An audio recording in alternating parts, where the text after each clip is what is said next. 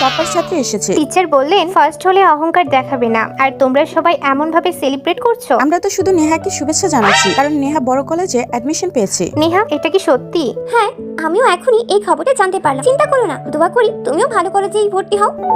Ma'am, এটা আপনার Isha, seat. তুমিও এই কোম্পানিতে চাকরি পেয়ে গেছো? এখন আমরা একসাথে কাজ করব। Good morning manager. তুমি ম্যানেজার হয়েছো? হ্যাঁ, কিছুদিন আগে আমি ম্যানেজারের পদ পেয়েছি। তোমাকে 7 দিনের সময় দিলাম, জলদি টাকাগুলো দিয়ে দিও। পুরো টাকা দিতে পারবো না, তবে সবে তো চাকরি পেয়েছি, বেতন পেলে অর্ধেক টাকা আপনাকে দিয়ে দিব। আমরা তো পুরোটাই চাই। তোমার ফাইলে সব টিম মেম্বারের নাম ভুল লেখা আছে। ভালো হয়েছে আমি চেক করে নিয়েছি, না হলে এই প্রজেক্টটা হাতছাড়া হয়ে যেত। এটা কিভাবে সম্ভব? আমি তো ভালো করে চেক করেছিলাম। এখন তোমার জায়গায় আমি এই প্রজেক্টটা ঈশাকে দিচ্ছি। আর ঈশা, তুমি তো প্রজেক্টটা সব এলোমেলো করে ফেলেছো। স্যার প্লিজ আর একবার সুযোগ দিন। আর সময় নেই, আমি আবারও নেহাকে প্রজেক্টটা দিচ্ছি।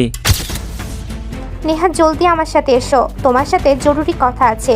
তোমার জন্য প্রজেক্টটা আমার হাত থেকে ছিনিয়ে নেওয়া হলো। জানো, আমি এক্ষুনি বসের কাছে গিয়েছিলাম যাতে উনি তোমাকে এই প্রজেক্টটা ফিরিয়ে দেন। তুমি বন্ধু হয়েও আমার সঙ্গে এমন করতে পারলে?